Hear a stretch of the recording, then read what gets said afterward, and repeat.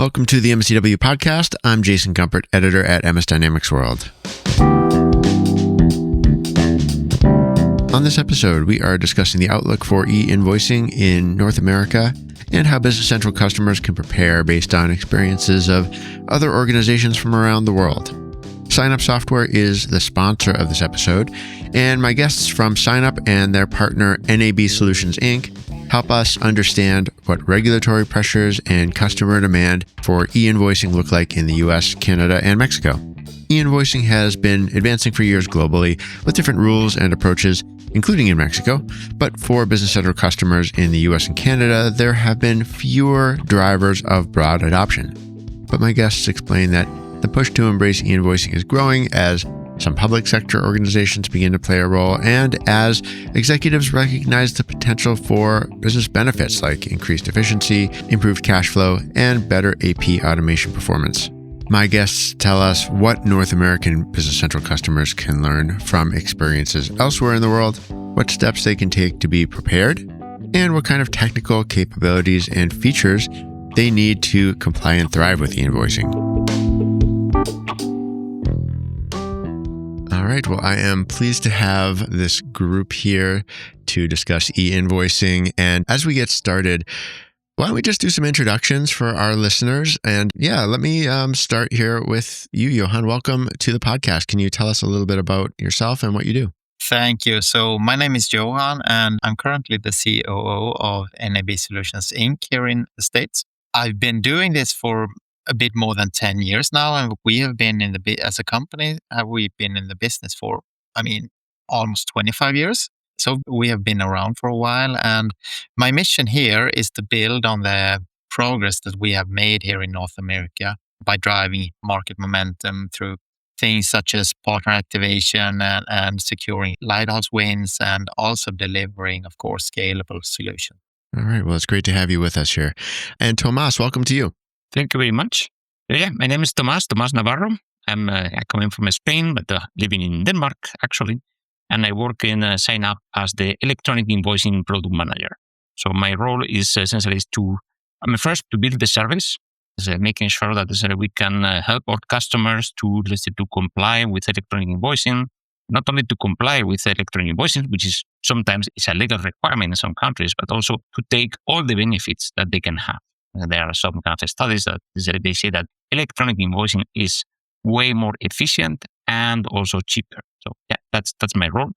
And I'm doing this kind of a work for both Dynamics Finance and then Dynamics Business Central as well. All right, excellent. It was great to have you here, and I'm looking forward to learning a few things from you as well today. And Bob, welcome back. Perhaps for our podcast listeners, you don't need any introduction, but for those who are new, tell us a little bit about yourself as well.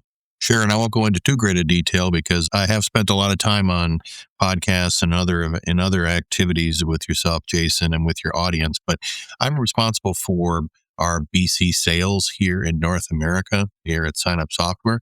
And as we're seeing expansion now of e-invoicing as something that our customers are asking about, wanting more information, and are starting to engage on, we felt this would be an opportune time to bring the subject matter experts together, both one of our leading partners, but also, one of our leading product managers who to talk about this here today with you. So it's a pleasure to be here with the group again, and I'm interested in hearing what they have to say as well. All right, excellent. Yeah. So really the goal here today was to talk about why e-invoicing is becoming such a big deal for Business Central customers in North America, and so many of the things we can learn from perhaps the rest of the world and what's happening here as well.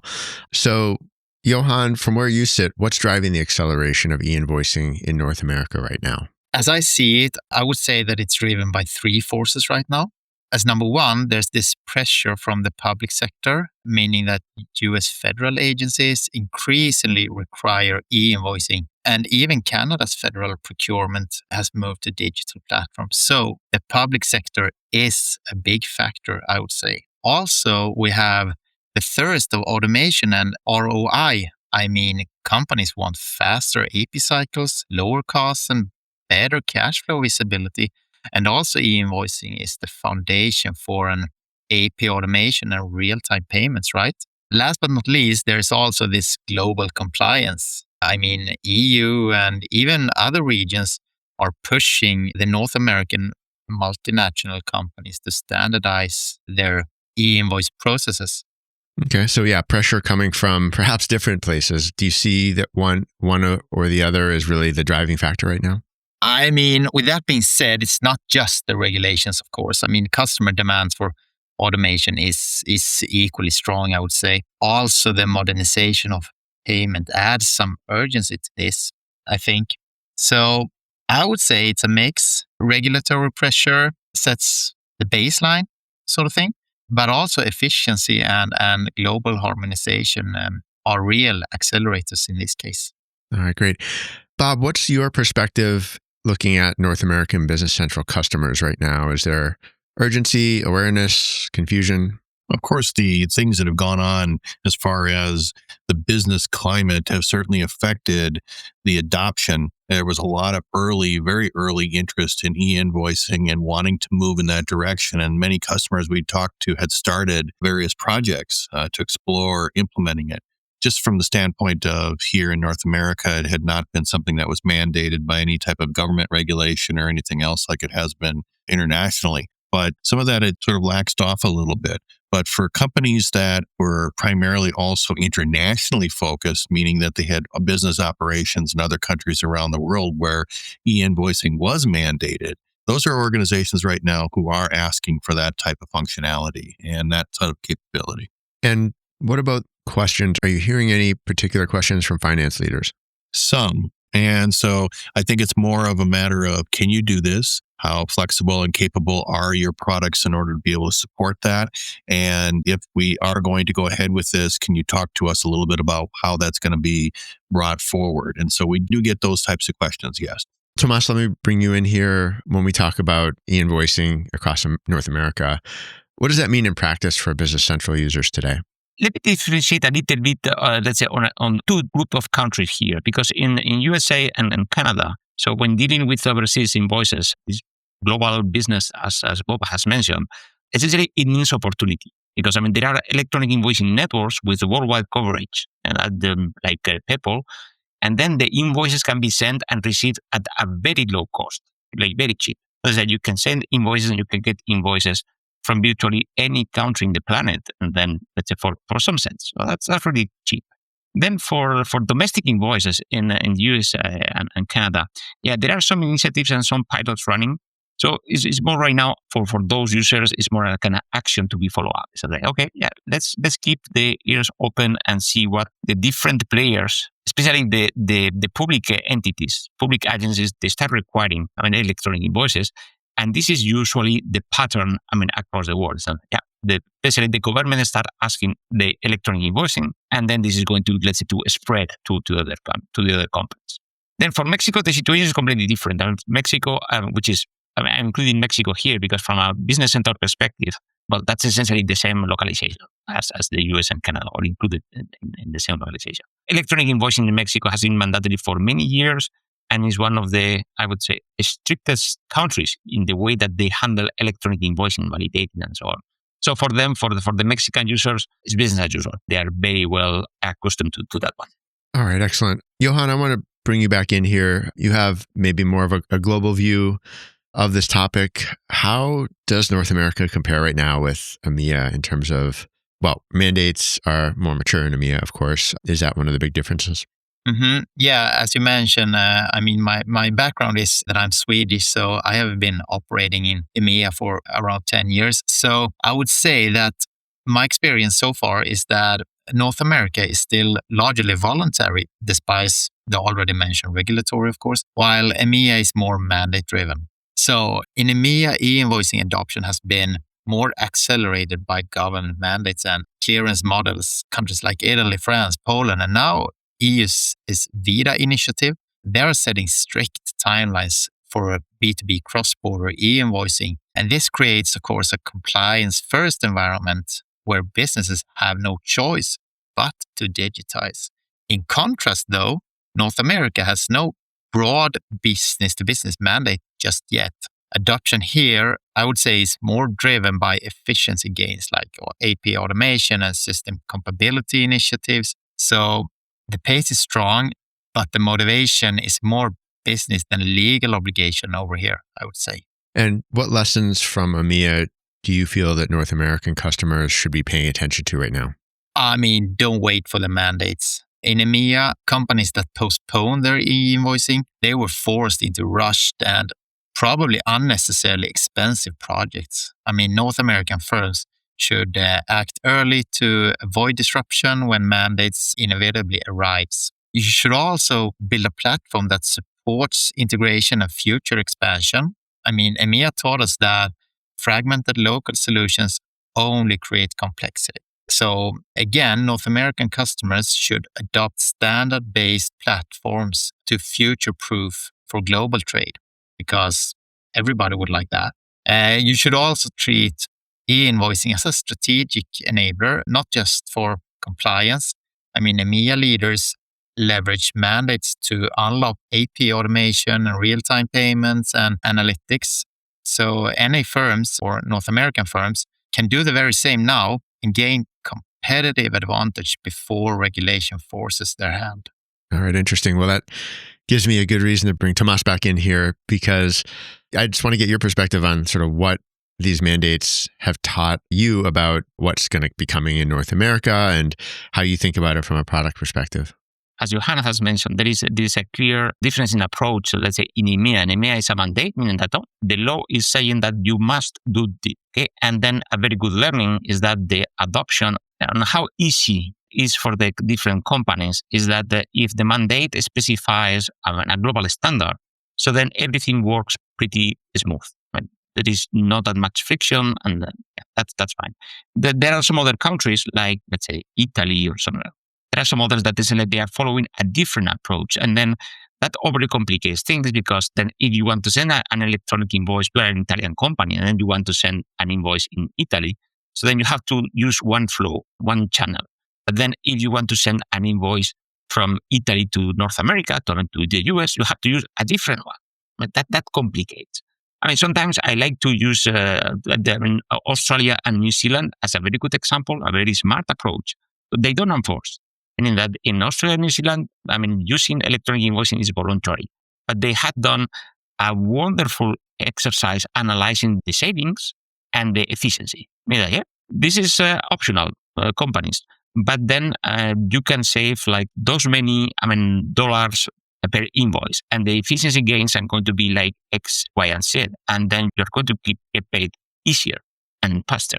So, at the end, it's sort of like, it's better to do this kind of approach, like don't enforce, but just show the money gain and the efficiency. That would be my expectation that North America is going to do. All right. And do you expect to see CTC style e-invoicing models emerging here over time? Well, that's me, meaning that my influence on the government in the US and Canada is rather limited in that way, but I expect not. Okay. Well, Bob, let me bring you back in here too. So if you or one of your partners or your team members are advising Business Central customers today in North America, how do you frame the urgency of this and why to maybe take action now? Well, in lieu of not having, as I say, the government mandates and other things to force it through, a lot of the conversation is to discuss with the partner and with the customer, not only the reasons, but also the benefits of doing so. Again, today they're looking for ways to cut the costs associated with the invoicing process and make sure that fraud and other things don't enter into what's affecting them today, because fraud is a tremendous cost to their bottom line.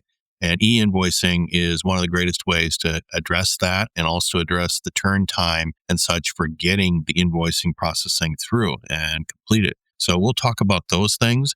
I think, again, as you've heard from Johan and you've heard from Tomás, having more of a reason for doing it at a government level, which oftentimes customers get caught off guard, and we don't want that to happen. We have to kind of keep making sure that we're letting them know that they can do it. These are the reasons to do it. Here are some examples. And certainly with our partners who have a very close relationship inside the office of the CFO, they can also be talking about that with them. And as long as we make that a safe harbor movement for them to be able to get that done, we'll work to get them to take a look at it and begin to understand what's involved. So that's one of the reasons why we're doing this discussion today is to start that process and make sure that it's being well carried, because it is coming up. I wanted to move on to challenges that customers are experiencing here. Are there pitfalls that customers risk falling into when they're preparing for e-invoicing, Bob? There are, but not as extreme as what you might think. And in difference to, say, implementing a new ERP system, implementing a connection between a bank and other things, generally there are standardized methodologies as well as also standardized protocols such as PEPL that can be introduced and be worked with. And that's fairly widely accepted. And so from that perspective, it is more of an easier transition than some of the other things that would have to be introduced from a banking standpoint. So I would say that the road is not fraught with danger, nor is it very hard to make the move in that direction. The real question is when, okay? And getting the organization to start to move down that path as a strategic alternative. Are customers estimating the compliance challenges properly? Are they having any struggles with selecting a solution? Not necessarily, but what I will say is that because, of course, we're bringing it up as part of our discussions, and we're always talking about it as part of the procure-to-pay environment, the suite that they can embrace from our organization. Naturally, we'll talk about it in every conversation. We'll bring it up and say, this is something that's here, it's available, this is what it does, et cetera. There are some competitors out there, yes, but at the end of the day, the customers who are looking at a complete suite like the ability to be able to turn it on and take advantage of it, and then start to do more and more through that interface, as long as it's a fundamental part of it. So, Johan, what are you seeing from a customer perspective? What are customers getting wrong about e-invoicing right now when they first approach it? So I would say that the most common thing is that they actually underestimate the complexity and over-focus on the format. A lot of people out there think of e-invoicing like it's just sending a PDF electronically or flipping a switch in their ERP. Well, I do hate to say it, but it's not. In reality, it's about structured data exchange, compliance with multiple standards, and integration into AP, AR workflows and such. And so another common mistake is that they also tend to treat it like a pure IT project. I would say that this is a cross-functional change that involves finance, tax, procurement, and sometimes even legal departments. So ignoring governance and master data quality often leads to delays and rework and such. Yeah, I can imagine that there's both the technical challenges and the business process or rules enforcement type of challenges. You sort of touched on this, but do customers get surprised when they're actually rolling out a solution? Yeah, well, customers are often surprised by actually how much supplier onboarding and customer alignment matter. Technical readiness is only half the battle, if even that.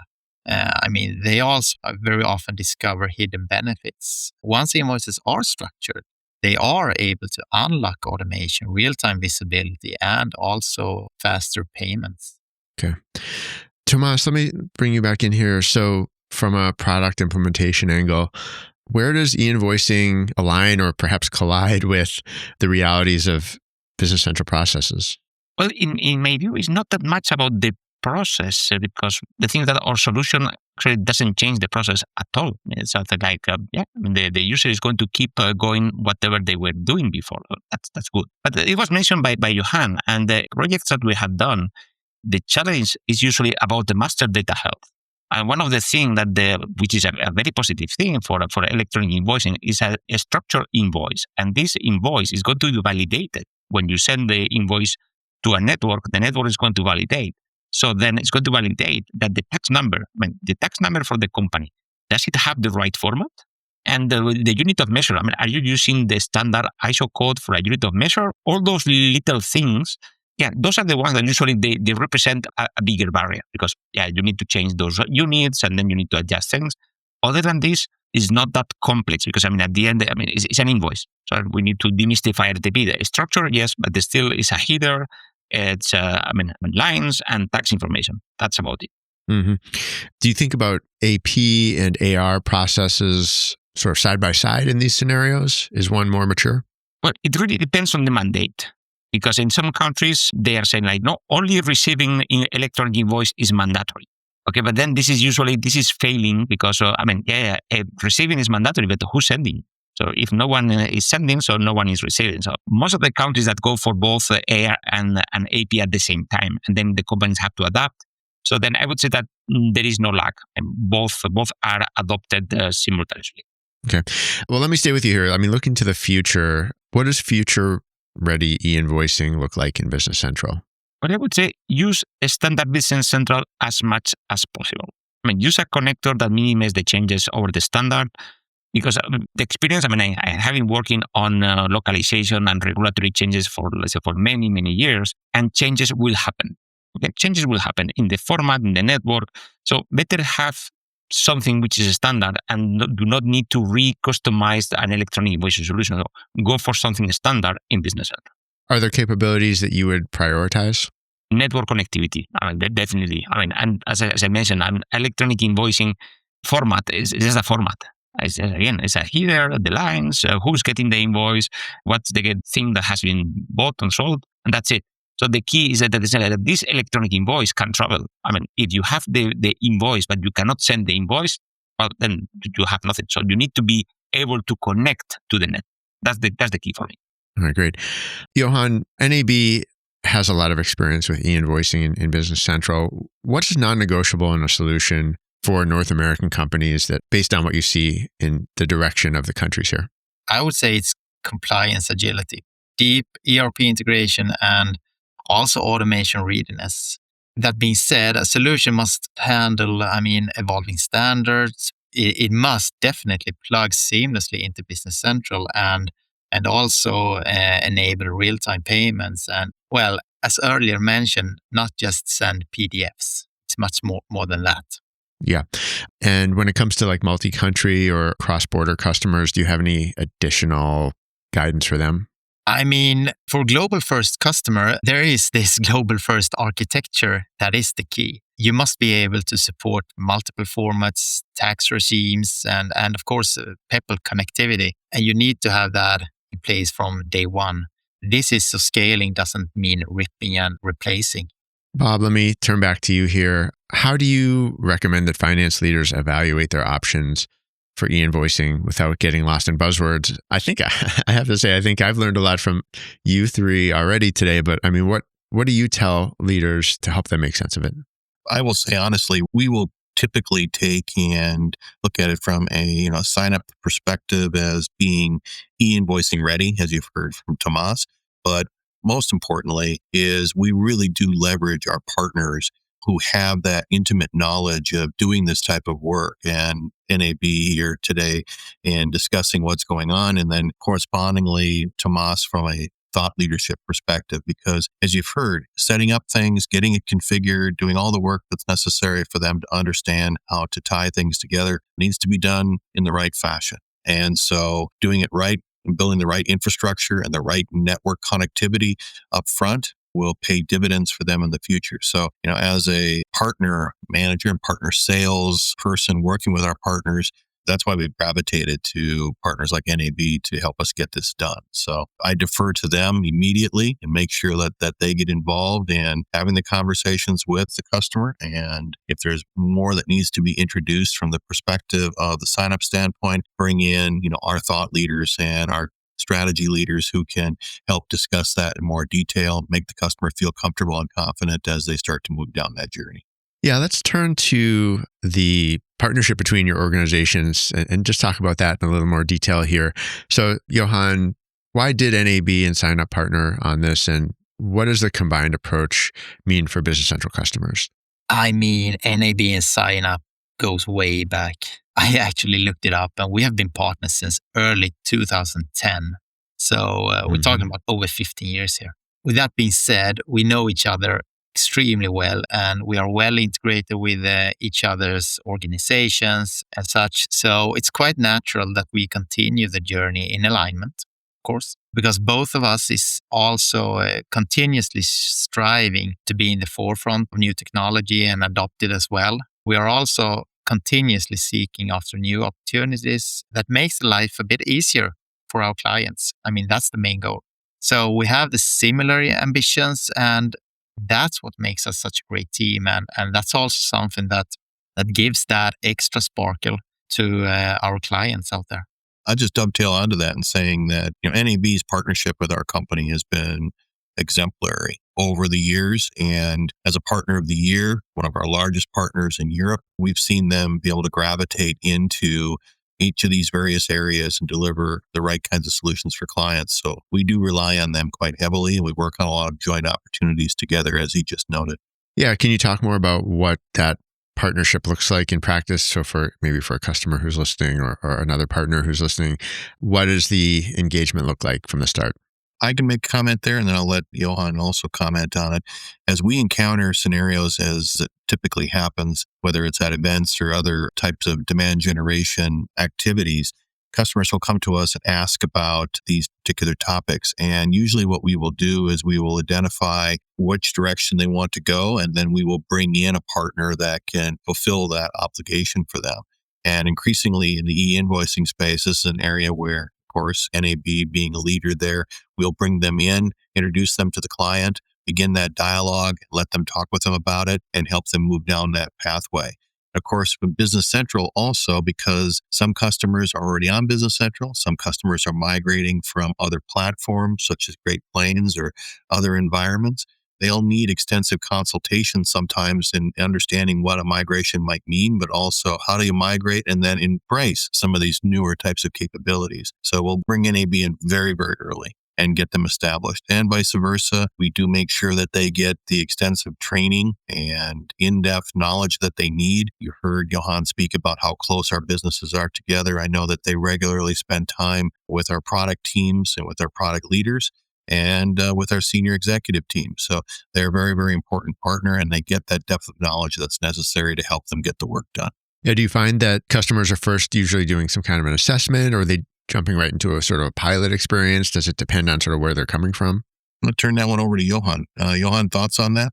A lot of customers out there, they already pretty much know what they are looking for. So, we just help them to provide a solution, and SignUp provide us with a whole bunch of solutions.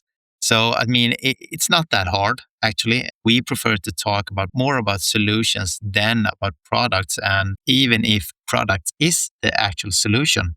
So we prefer to talk solutions with the clients, and as said, SignUp do have the right products for doing that.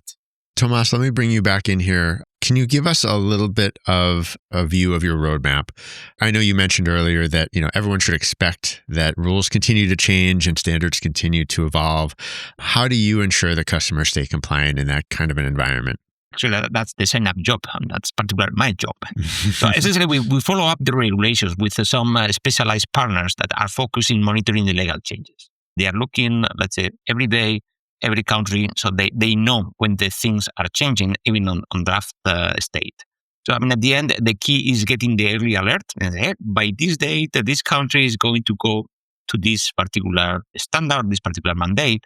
And then we need to work on the release before the law effective date. And that's the key thing, because, of course, these changes need to be implemented. They need to be deployed in the customer and then to be tested. That requires a little bit of pre-alert.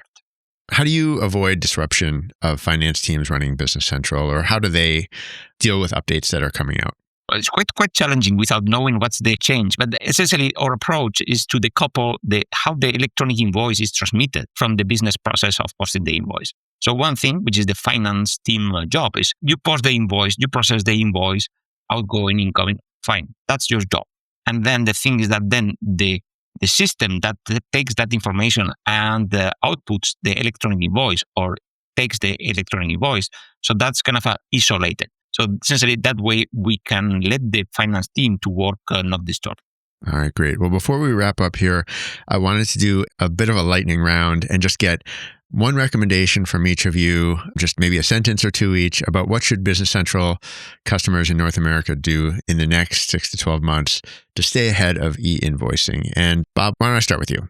Sure. I would say dig in. Understand and follow what's transpiring in this space. Understand what is happening as far as your customers and your suppliers are concerned and where they're going with their e-invoicing discussions. And in turn, pay attention to the directional focus that the market is going in this space, because it does move quickly. And as it continues to move, especially 6 to 12 months out, make sure that you're not caught unaware in it. So in order to do that, We will certainly continue to do the things we're doing today and in the future at various events and such. Take advantage of the opportunity to talk to our people, talk to our partners, spend time with individuals like Johan, who many be also our thought leaders and others.